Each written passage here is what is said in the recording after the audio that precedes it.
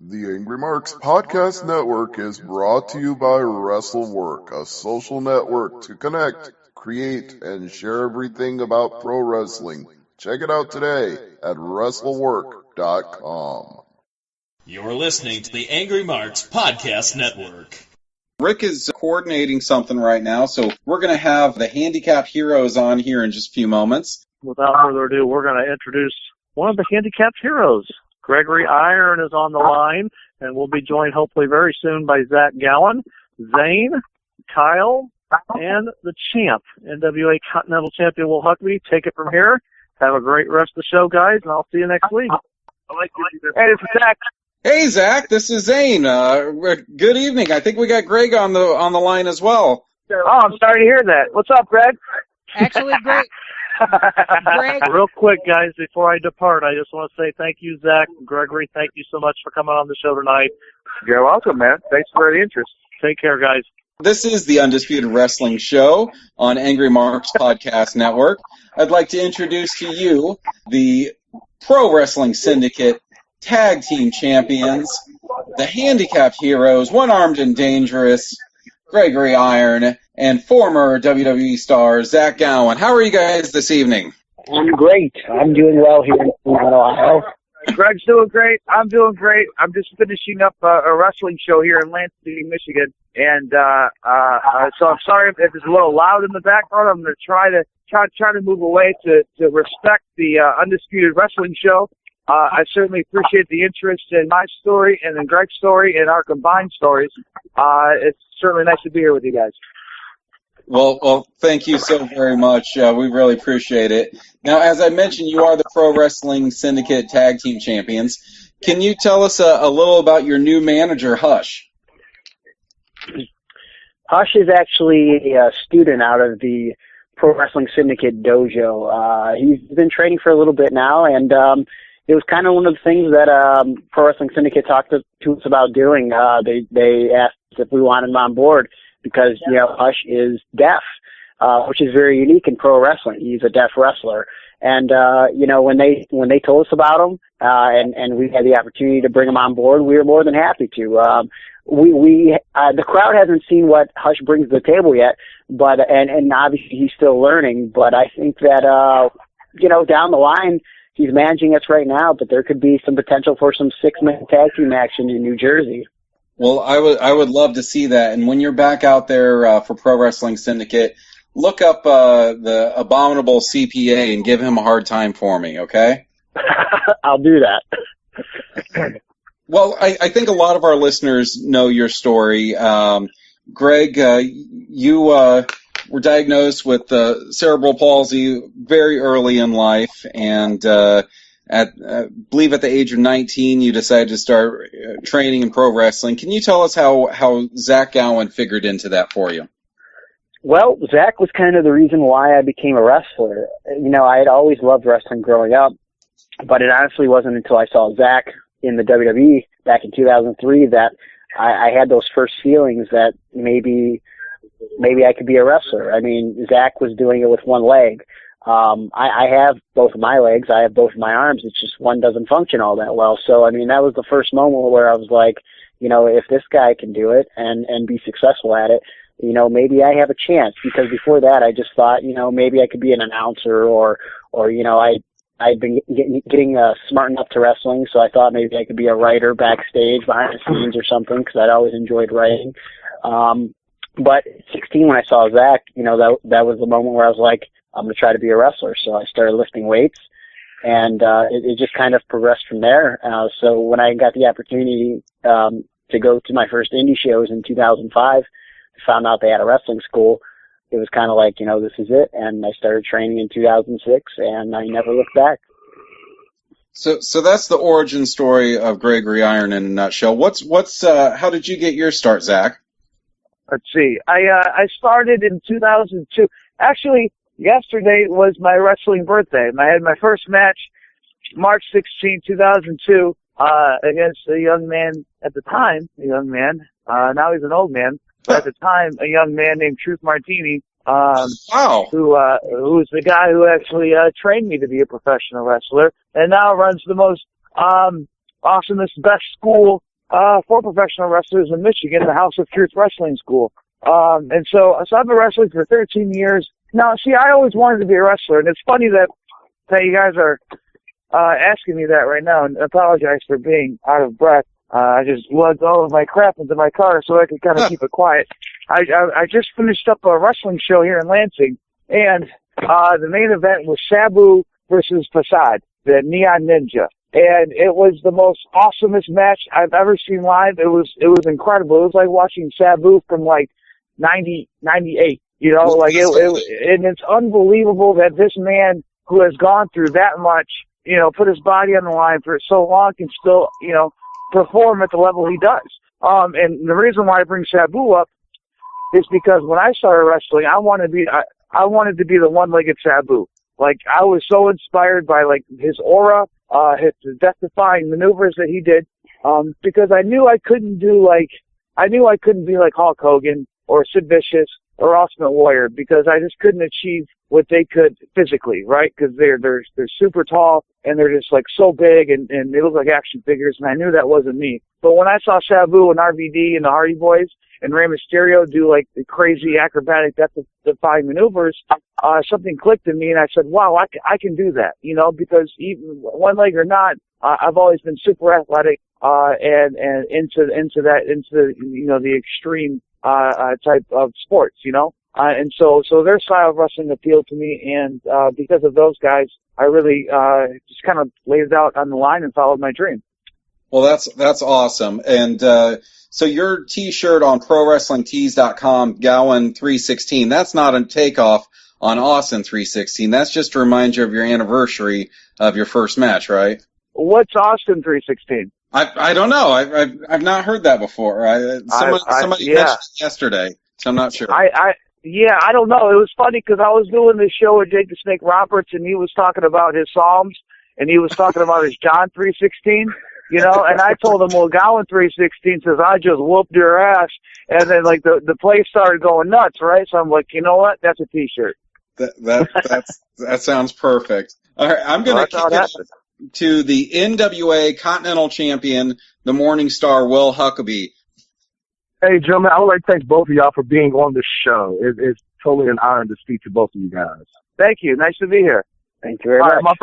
My first question is for both of you. How do you react, you know, with both of your situations? How do you react when fans come to you and comment saying that you're such an inspiration? Do you continue to wrestle because you want to inspire other people, no matter what their disabilities or challenges are, or do you still do it because you still have that same love you had when you first started out? For me personally, I think, you know, when someone walks up to me and says I'm an inspiration, I think I'm always kind of taken aback by it. I never really can find the words right off the bat because, you know, I never really thought of myself as anything special. So when someone's able to watch my work in the ring and then walk up to me and go, you know, you inspire me, you know, it's pretty overwhelming, because I don't look at myself as like some inspirational guy. You know, to me, I'm just doing something that, like a lot of people, I was told I couldn't do it. And then I went out and tried to do it anyways, and I got a little bit of success. So, I mean, it's really cool. And, I think the more people walked up to me, throughout the years, as they told me that I was an inspiration and that I impacted their life in some way, I think I started to realize just how important my story is and what I do. And now with Zach, what we do together, just how big and how special it really is, because, you know, it's not about going out there and stroking your own ego and performing to satisfy yourself. It's for a greater cause, and that's to go out there and to really motivate someone and show them that, hey, you know, whatever it is you're doing in your life or trying to do, someone's going to be telling you that you can't do it, and we're here to tell you that it's possible, no matter the odds, whether you have a physical disability or a mental disability. And when I say mental disability, I mean that can be a number of things, because there's all these mental roadblocks that people go through that stop them from doing what they want to do. And I think Zach and we have a story that we share with people that really makes them believe in themselves and makes them want to pursue their dreams and their goals. I think that's really powerful. Yeah, and I mean, Greg, you know, you put a nice bow on it, man. You said everything, dude, and that's why I like you, and that's why, you know, you're my best friend and you're my tag team partner because you do a lot of the heavy lifting. But listen, we exist, right? We exist as performers, as wrestlers, as people on stage giving motivational talks, making DVDs, doing DDP yoga, whatever the platform is. We exist to share our story, to show you that anything is possible. Anything at all is possible. And that's the reason for our existence, and that's our purpose in this life form, in this meat body that we happen to encapsulate. That, you know, mine is missing a limb and his is cerebral palsy, so it's all, you know, we exist to show you what's possible. Now, Zach, no offense to this one, but this one's directly for Greg, all right? Greg, I need you to do me a huge favor if you don't mind. Sure. All right, I have a great friend of mine. I was the best man at his wedding and stuff. His name is Marshall Bentley. Well, Marshall Bryan now. He's a professional wrestling manager down here in Carolina. And he also has cerebral palsy. Can you please, because he's listening right now to the live stream, can you please say hi to Marshall Bryan in Elizabeth City, North Carolina? Marshall Bryan, this is Gregory Iron. We're basically like long-lost brothers because we both have CP. What's up, man? You know, just keep doing what you're doing, man. That's inspiring that there's other guys out there with cerebral palsy going out to that ring and doing their thing, man. Keep on keeping on. Now, as for a question, how excited were you? Because it went viral. The video went viral, especially in the wrestling community. You did a wrestling match, and then CM Punk came out at the end of your match and spoke a bunch of great words about you. How amazing was that, especially for the fact that he was probably the most talked about wrestler in the world at that time. How great was that experience? It's still to this day one of the greatest experiences of my life, quite frankly. I mean, it was very dreamlike. It was surreal. You know, it wasn't something that was planned or set up. No one told me that CM Punk and Colt Cabana were gonna do what they did for me that night, which was, you know, basically publicly endorse me and parade me around the ring on their shoulders. It was just it didn't seem real. And so when it happened, you know, even looking back at it, it was just like I couldn't take it all in because it was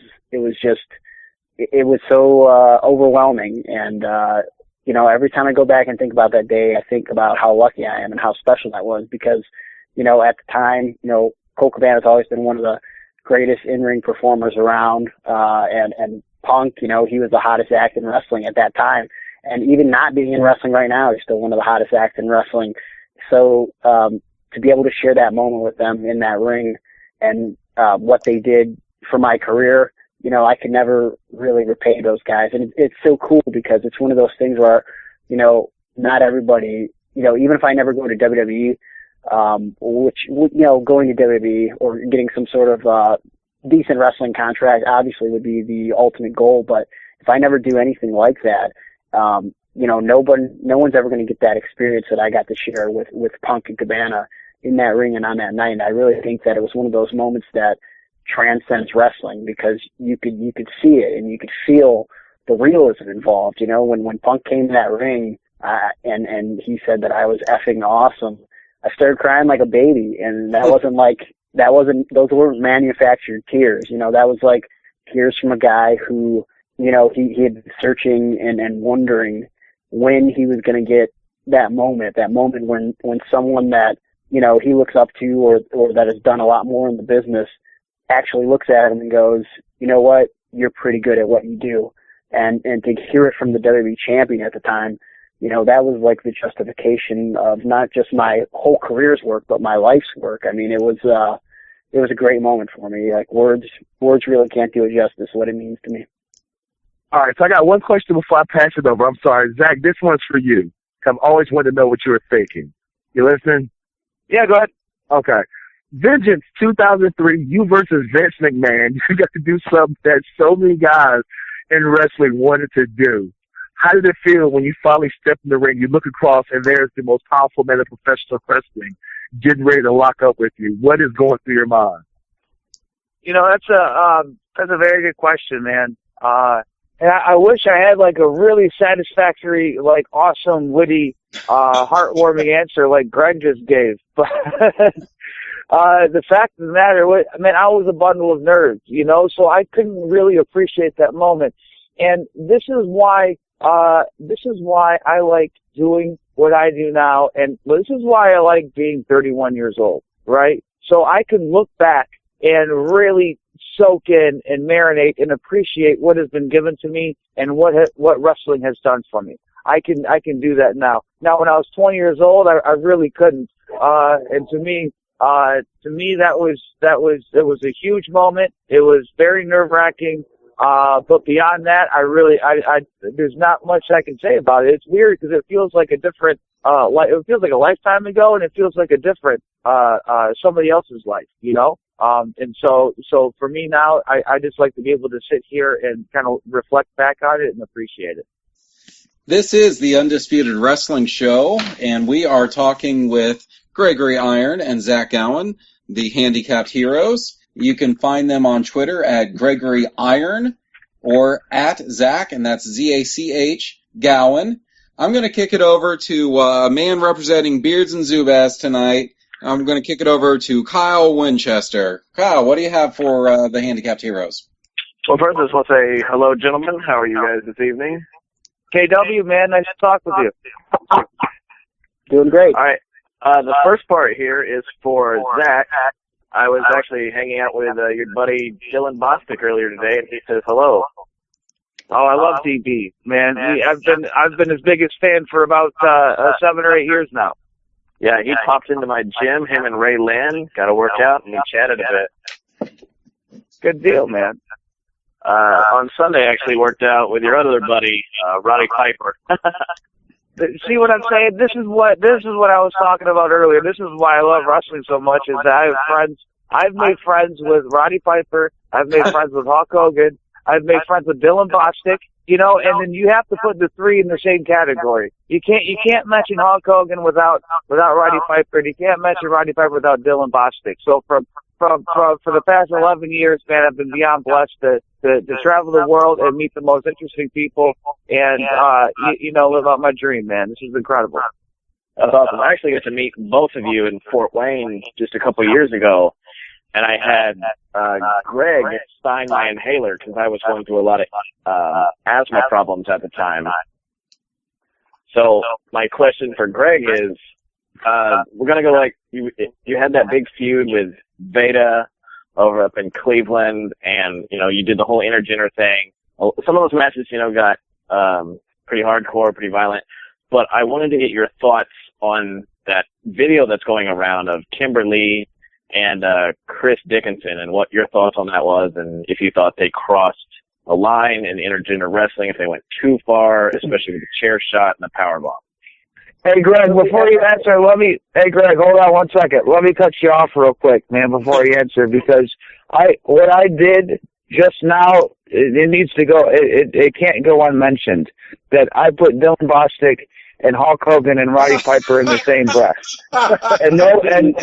and nobody put it over. That's what I do. I exist to put people over, and I put Roddy Piper, Hulk Hogan, and Dylan Bostic on the same level, man. This is how much I believe in Dylan Bostic. And the wrestling world will see, right this, what is the March 17th, 2015, 10:22 p.m., write this down. Dylan, in 20 years, people will look back and they'll look in the WWE Hall of Fame, and they're going to see Dylan Bostic, Hulk Hogan, and Roddy Piper in the exact same wing of the Hall of Fame. Anyway, Greg, I don't mean to step on your toes. I'm sorry. Let's talk about Chris Dickinson and Kimberly. Was that Kimberly? I think it was. That was unbelievable, man. The chair shot was one thing. That powerbomb looked. Well, here's my issue with that powerbomb. My issue, and I know the question was for you, Greg, and let me get to you in just 1 second. My issue with that powerbomb was that it didn't look safe. And as performers in the ring, I don't care if you got one leg, I don't care if you got cerebral palsy, I don't care if you're a chick. I'm going to be wrestling a girl here on Saturday, Leah Von Dutch, LVD. Actually, Veda's going to be my partner too, so it's going to be fun. XICW Detroit, check it out. But my issue, it doesn't matter, our job as performers in the ring is to create an illusion of violence. And but we do that in a safe manner. So I guess my issue with that is that, to me, I didn't take it, but to me, from the from a viewer's eye, it looked unsafe, and that was my only problem with it. Go ahead, Greg. Yeah, Dylan Bostic for life. But other than that, all right. So here's my take on the whole thing, and because I don't want to cause problems, but look, I got no problem with Kimberly. I have no personal problems with Chris Dickinson.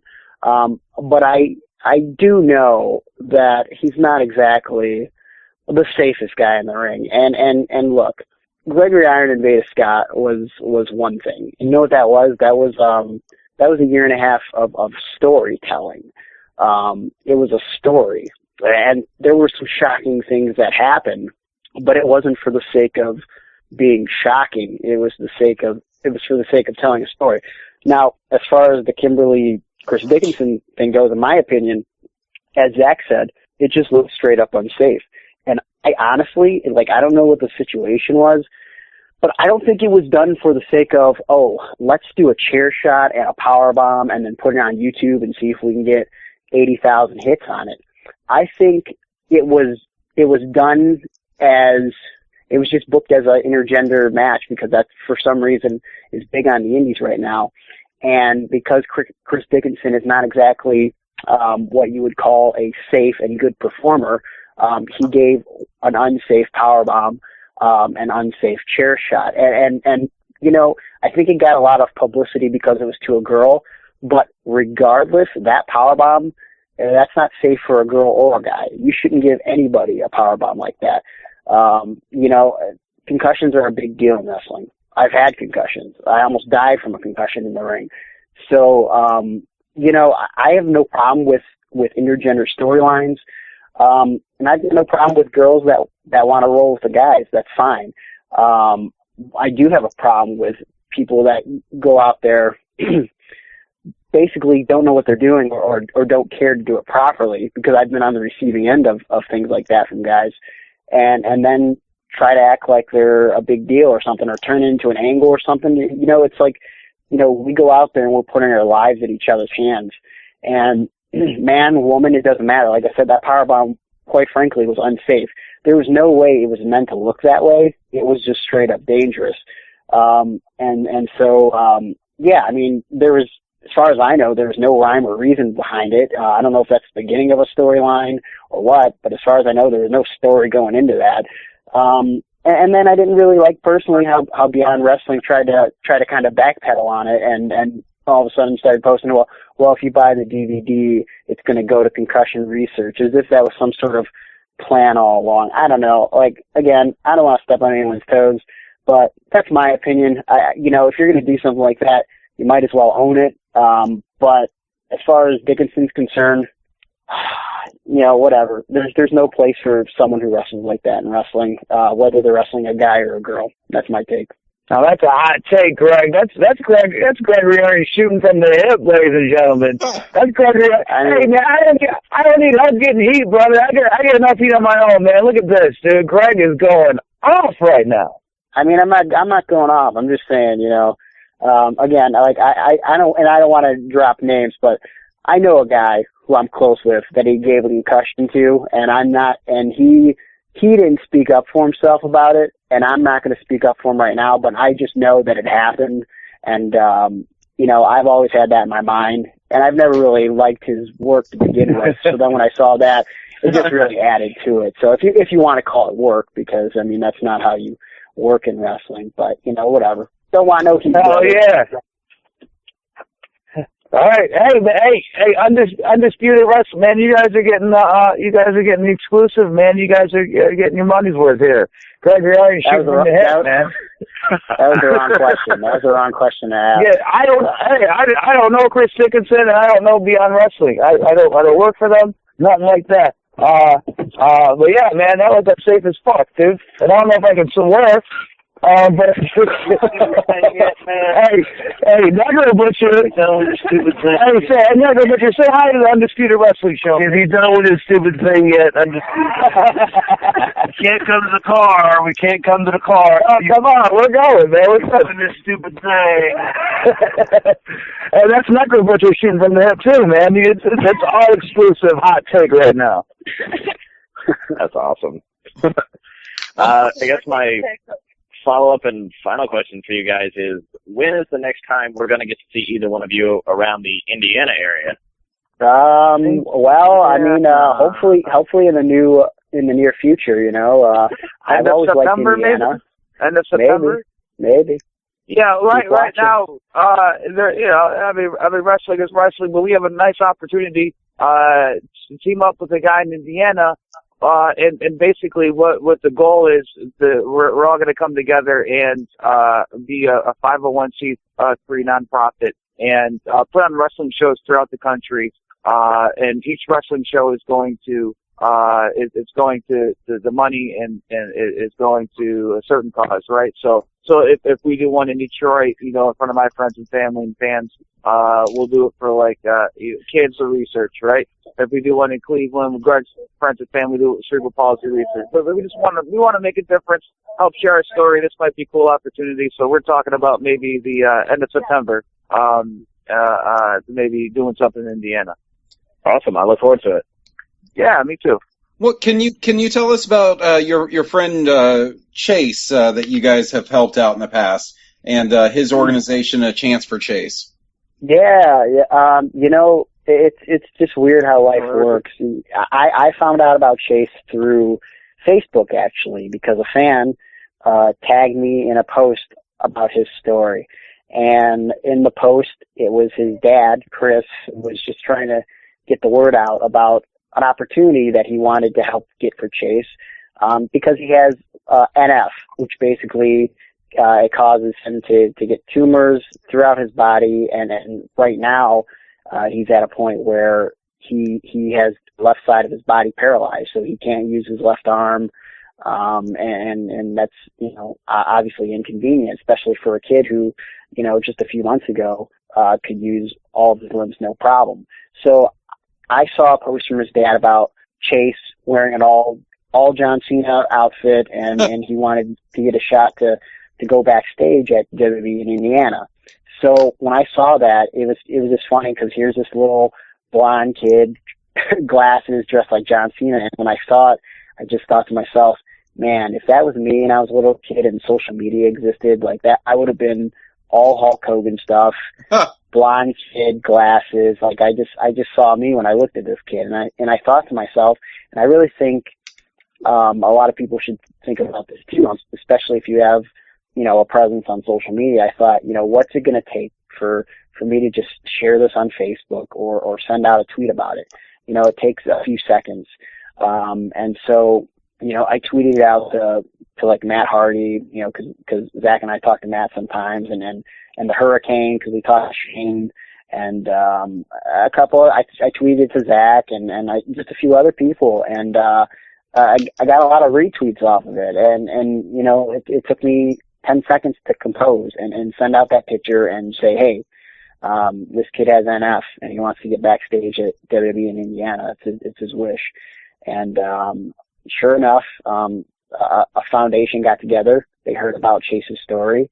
And they ended up getting him tickets to WWE, which of course he didn't know about until I came to Indiana to reveal it for him. His dad got in touch with me because I shared the story on Facebook and Twitter and really got the ball rolling. And so I went out to Indiana, and there's a guy by the name of Jason Maples who lent us his ring for the day. And as a surprise to Chase, we filmed some stuff with me wrestling in the ring, and teaching him some moves and showing him that, hey, you know, I'm a wrestler with one arm. and his dream is to be a wrestler. So I said, you could definitely be a wrestler with one arm. So I showed him some stuff, and at the end of the video, I revealed to him, hey, you're going to WWE and you're going to be meeting Dean Ambrose backstage. And he was blown away by it. And I'll never forget that night. You know, I went out to eat with him and his family. And, you know, as I was leaving, I get in my car. It was like in a movie. I'm going to get in, and I feel a tug on my shirt. And I look down, and it's Chase, and he goes, "Thank you, Greg." And it was just like the sweetest thing ever. And it gives me a hug, and it was like overwhelming, because again, it like goes back to, you know, when I started wrestling, like I didn't even think like I'm wrestling because I'm going to make a difference. I thought like, you know, I was this kid with a chip on my shoulder. I'm going to prove everyone wrong. I'm going to show them I'm a wrestler. And now, you know, almost 9 years later, I get to have moments like that where it's like, you know, you really make an impact on someone's life. And, you know, Chase got to go backstage at WWE. He had a great time, him and his family. And, you know, Chase has got a lot of supporters. Guys like Colt Cabana and the Young Bucks have tweeted about him, and I know Colt has personally donated to the Chance for Chase, which basically is it's like an Indiegogo thing where they're trying to raise money to get Chase's medicine, because his deal is, you know, his medicine's kind of unorthodox and it hasn't been used exactly to treat NF, but there's research out there that has shown that it could potentially help in curing NF, but no doctors will approve it. So they basically have to get all the funding for it in order to actually purchase the medicine, because the insurance companies, you know, they don't want to do it because it's not what the medicine is supposed to be used for. So I think they're like a few $1,000s away from raising all the money. So if anybody out there thinks about it, go on Twitter, look up at Chance for Chase. And if you have a couple bucks to spare, you know, I'm sure Chase's family would greatly appreciate any help you can give. He's a great kid, and you know, it goes to a good cause. Well, that's awesome. Hey, is Zach, are you still on the line with us? Yeah, I'm still with you guys. I had to tell you on mute on my phone. I'm listening. Oh, no. But I didn't want any coarse language from the Necro Butcher to filter through the speaker and into your ear holes. He's been on our show before. We really appreciate it. Is he giving you the Necro, he's on their show before. Necro just told me he never did podcasts in his life, and then now you guys are telling me that's a lie. Well, he once with us because we booked it through a local promoter, and then the promoter advertised him and then told him that he wasn't going to pay him when he so I guess the promoter said he wasn't going to pay you unless he did the podcast, so you got held up by the promoter, man. No, it wasn't that. No, he came on our show even though the booking got canceled through the promoter. So no, Necro's a great guy. We love him on here. No, I love Necro too, man. He's one of the best guys to hang out with. You know, we're kind of an odd couple, man. One-legged Zach Howard and the Necro Butcher, man, rolling down the roads. But this is what wrestling does: it brings people, lost souls, caring souls, loving souls, man, and brings them all together for one cause. Dude, it's a beautiful thing. Also got Randy West, professional wrestler, lady wrestler extraordinaire in the car as well. She says hello to you guys. I like podcasts. She likes podcasts, so she'll be able to hop by anytime you guys want. But yeah, man, it's a beautiful thing. Excellent. But yeah, I'm still. Long story short, long story longer, I'm still here. Well, if you need to go, I have two quick questions for you. And Greg, if we can keep you on for an extra couple minutes, I'd appreciate it. But Zach, sure. My name is Zane, and I was thinking that you, myself, and Zima Ion need to form a trios team. We can call ourselves the Z-Pack. We'll be the Z-Pack, and we'll be the cure for what ails you, man. It'll be Triple Z. It's like one step above Triple X.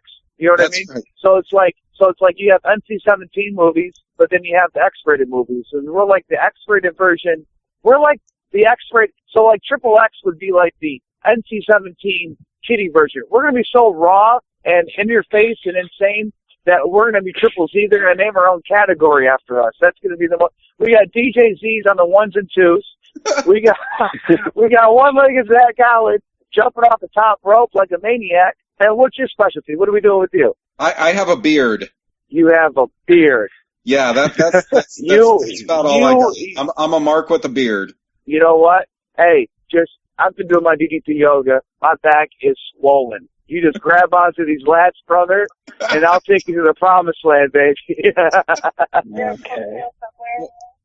Well, and one more question for you, Zach, before you go. Just what would you like to tell your fans listening right now, and how can they follow to see where you're going to be performing? Man, that's incredible. Thank you for giving me this opportunity to speak directly to the fans. I'm beyond blessed, man. I was just speaking to these guys in the car earlier on the way to the show, like how much wrestling has given me, and that's the thing. It's been a gift. For the past 13 years, I've been able to see the world. Wrestling has saved my life, and it's given me a life worth living, and it's given me a platform to share my story, share my message, and hopefully touch the soul of another lost individual, man. And so to me, I'm just overwhelmed with gratitude to be able to sit here and talk to you guys and tell you that. And if anybody wants to reach out to me, I respond to everybody, man, because I think it takes a lot of courage, to kind of reach out to someone, especially a performer or someone that you admire. I remember I reached out to Shane Helms. I got Shane Helms. Speaking of the Hurricane, I got his AOL screen name in like '98 or something, right? And like I was a Mizark for him, and so it took me all day, all the courage. I saw that he was online and messaged him, and he kayfabed me, and he kayfabed me, and it broke my heart. But so that I think about that when people reach out to me and they say, "Hey, I'm a big fan" or whatever, and just thanks for doing what you're doing.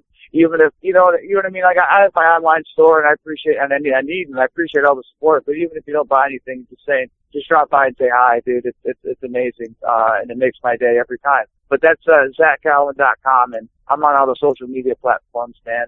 I try to make myself super available for everybody and anybody who needs it. And so I appreciate, being on here, guys, and thank you for allowing me to share my story with you guys. Well, thank you so much. And tell Necro we look forward to talking to him again, and we will definitely contact Randy to get her on. 100%. I'll let him know. Hey, Greg, take care, man. See you guys. Whoop, whoop. So, once again, this is the Undisputed Wrestling Show, and we are talking with the Handicapped Heroes. We just let Zach Gowen go, and we still have Gregory Iron on. Gregory, tell me about the Iron Curtain and what happened with Dennis Stamp recently. Oh, God, do I have to talk about this? How embarrassing. Well, it's you're the guest. You don't have to talk about anything, but a lot of our fans grew up watching Beyond the Mat, so I thought that this was an interesting thing. Yeah, so Dennis Stamp came out of the woodwork somehow. About 15 years too late. He got booked, yeah. And for me, it was weird because he actually, in Beyond the Mat, he said he hadn't wrestled a match since '91, and here to find out, no one somehow capitalized off of Beyond the Mat for whatever reason.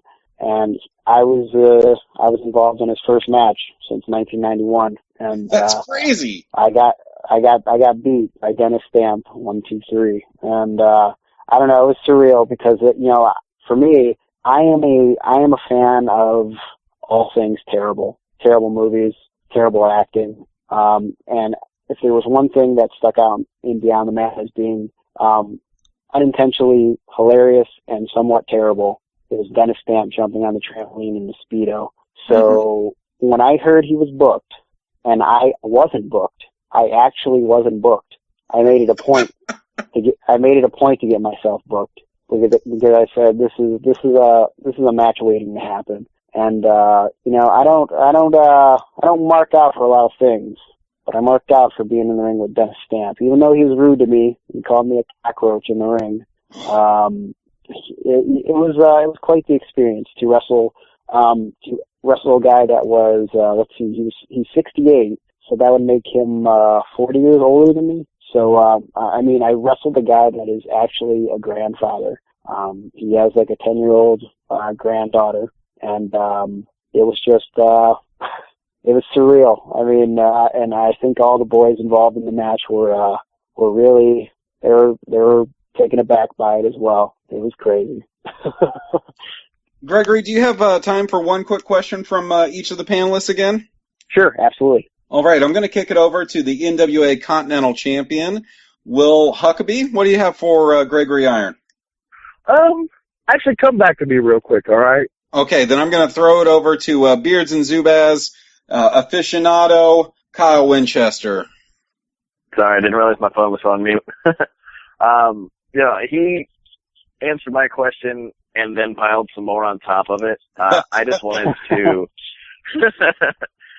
to thank Greg for when I met him. He was so humble and very approachable.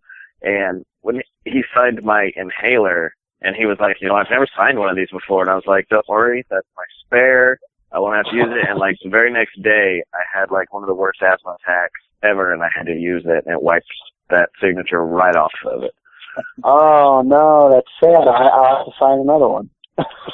I've got more laying around here.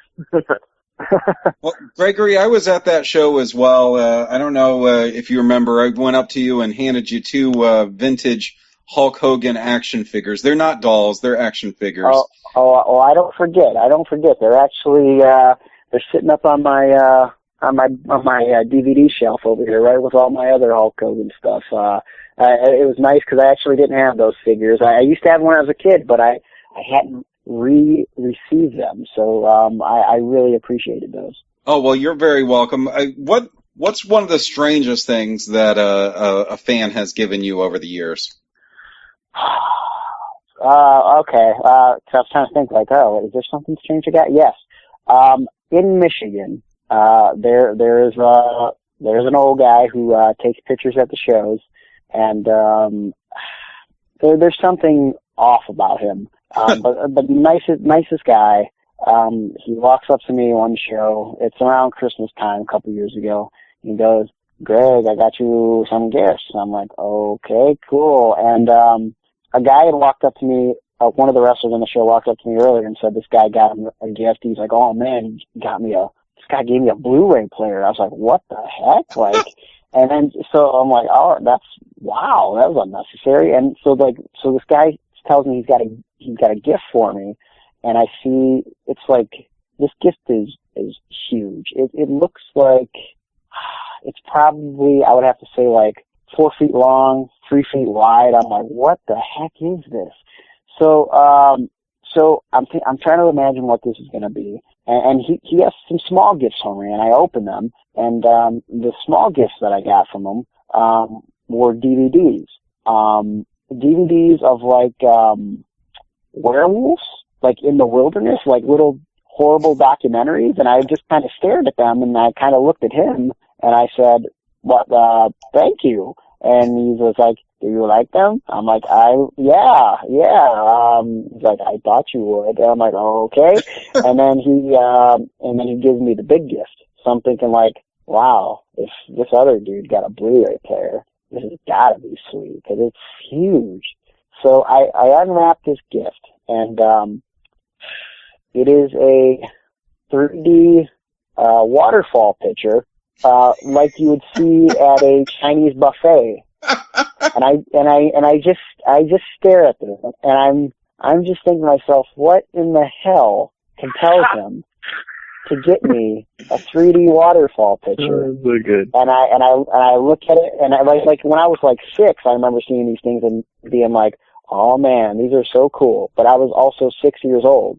So now being 26 years old, I was like, what am I going to do with a giant 3D friggin' waterfall frame? So I just go, wow, I've always wanted one of these. How did you know? He's like, "I thought you would like it." I'm like, oh my God.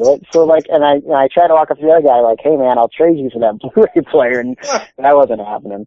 So that's definitely got to be the strangest thing. If I had to talk about the strangest thing I've sold, I actually sold my soul to a fan for $230 in the form of a jar of jelly. That's another story for another day, though. Okay. So when you come back to our show, you'll tell us about selling your soul for $230 and a jar of jelly. Yes. Because I'm going to hold you to that. I have one more quick question for you, and then I'm going to kick it back over to Will. And what are your big mantras is to end bullying? And sure. I follow you on Facebook, and I know not to make fun of you on there, because if you post a picture of yourself in a Ninja Turtle shirt and somebody says something about the Ninja Turtles are stupid, I've seen you go to that person's page, find the most ridiculous outfit that they've ever worn, or raggedy jeans, not because they couldn't afford it, but they decided to post a picture of themselves wearing that, and Sure. say, hey, look at yourself before you say anything about me. What are some of the other examples that you do to help in bullying? Well, I think just being the inspirational athlete that I am should show that I am on the ultimate crusade to end bullying. What it comes down to is when I started doing this Iron Curtain thing, and when I became the supposed bad guy, which I'm not. I mean, I'm still the good guy. Just people, when you tell them the truth, people don't genuinely like the truth, so they just label you the bad guy. But when I started this, I guess, bad guy thing, I realized that there's a lot of people that like to troll on the internet. So my thought process was, I'm going to be the guy that trolls the trolls. Yeah. And so, I mean, it's really a simple concept. It's easy to hide behind the computer and say and do things. But it's a totally different situation when someone does the same thing to you, and they do it 10 times better. That's something I used to do when I was in middle school and high school, kind of to, as a defense mechanism, because people would make fun of my disability and make fun of me for the clothes I wore and stuff. So, in order to defend myself, I would make fun of myself before anyone else could. I would talk about how I bought my shoes at Kmart and act like I was modeling them in the lunch line at school. And, I would make fun of my gimp hand and say things about it. And because I knew that if I could make fun of myself better than anyone, then no one else can ever make fun of me. And I kind of look at it the same way on the internet. Like when someone tries to call me out or talks trash to me, I look at it as, you're never going to one-up me with the one-liners. It's just not going to happen. And chances are you posted something stupid on Facebook because you're stupid, that I'm going to use against you. And I feel like that's the ultimate insult. It's like you set yourself up to be made fun of. And then people take things too seriously. They take things to heart. And, whatever, if that helps them, get a little bit more courage to maybe come over the barricade and, answer my open challenge, I'm all about that. But, there's only been one person to do that, and that was a girl. She came over the barricade at an AIW show, and, I had to take her down with an STF, like a shoot STF. And, I don't want to do that, but, I have to protect myself. When I tell everybody, once you come over that guardrail and you come in that ring, it's, I guess for lack of a better term, it's legalized brutality. And, I have to defend myself. If you're dumb enough to come over the guardrail, well then, I mean, you get what's coming to you. But more props to you if you're man enough to do it. Just there seems to be no one man enough to do it except for one girl, which is sad. So. Right. Will, do you have another question for Gregory Iron? I don't know if it's so much a question as it is like the adult version of Make-A-Wish. Greg, like I said, my buddy Marshall has CT and stuff. He's down here in Carolina and everything. And his big wish is that hopefully we can work out a way where it's Gregory Iron versus the Morningstar Will Huckabee for the NWA Continental Champion. But the only stipulation is that he gets to be your manager in your corner and stuff. Oh, let's do it. That'd be great, man. I'm all about that stuff. And you know what? Again, that's something that comes with the job. I feel like, especially when you're in a role like myself or like Zach Gowen. I feel like a guy like, I don't know, just off the top of my head, like a Randy Orton. Like you're not going to expect him to go above and beyond Call of Duty and have someone as his manager or something. And then that's fine. Like, and I'm not saying Randy Orton wouldn't do it, but like what I am saying is like, I feel like me and Zach really take pride in like, especially having disabilities ourselves, when we see someone else in the business or that's a fan of the business, like, trying to do the thing and trying to live their dream. If there's an opportunity for us to go out of our way and help them, that I really think that's part of our job. A good example about it, that comes to mind for me is, we did a thing for a girl with spina bifida, a couple years ago in Cleveland, and her name's Jill Dials. She comes to shows all the time, And I remember at one point she told me like her dream was to be a manager like Miss Elizabeth. And her spina bifida is probably pretty bad, and I didn't think that, chances are she's probably not going to go to wrestling school and go out of the way to pursue this on a regular basis. So I talked to her mom about it, and Zach and I got together and thought it was a great idea. And one of the shows, we basically sprung upon her in a match, and we kind of said, you know what, hey, I know your story. I know you're here every show. I know your dream is to be just like Miss Elizabeth. So how would you like to be our manager tonight? And she obviously jumped at the idea, and she was in our corner that night, and we won our match. And Jill still comes to shows every now and then to this day, and she always talks about that moment. And that's what wrestling is all about. Wrestling gets a negative stereotype in the media from people that don't understand it. We're all just like bulked up, steroided up, drugged up, psychos or something. But nobody ever covers like the good stories like that, where WWE does all this Make-A-Wish stuff and all this end bullying stuff. And, guys like Zach and I and me sort of go out of our way to, really touch people's lives and make a difference. And, I just wish like there was more, positive publicity for things like that, because wrestling, it really touches people in a certain way if people really truly understand it. And for those that don't, they never will. And, that's okay, because we understand that wrestling can make on someone's life. Oh, no, Greg, Marshall's like a legit, like he's gone to wrestling school and everything. I'm giving this guy like pile drivers on the floor. It's great. Oh yeah, I'm not down that. I would love to see that, man, for sure. Like I said, and that goes back to like the Hush thing. Like I'm saying, we're all about helping dudes that like are in or out of the business, that are just as fans or as managers or trying to wrestle, because we can relate to those people with disabilities. Like hell, I was that guy wondering like, oh, could I be a wrestler? And then I saw Zach. So I mean, for someone in the business doing that, I'm all for helping them any way I can if the opportunity presents itself. Well, thank you, Greg. For our fans, one more time, and for me, because we're definitely going to stay in touch to make this happen. How can our fans and everybody keep in contact with you and follow what's going on with Gregory Iron? Well, there's a lot of ways. I have a website that launched a few months back. It's www.gregory-iron.com. That's the best way to see like my current schedule and most recent pictures from some of my events that I've been at, and to contact me about potential bookings and things of that nature. As far as social media goes, you can find me at Facebook at facebook.com/thehandicappedhero. You can find me on Twitter at Gregory Iron. And you can find me on Instagram at Gregory_Iron. And, I try to be as social as possible. I mean, that's what social media is about. And it's like Zach says, there's some guys who are, I don't know, for lack of a better term, social media snobs. And they don't reply to people, or, they can't even bother to favorite a tweet. I might not respond to every single person on Twitter, but I go out of my way to, favorite those tweets and make sure that, you're saying something positive about me. I'll favorite. I saw it. I'll retweet you. Like, that's cool. I appreciate all that. Like, you message me on Facebook.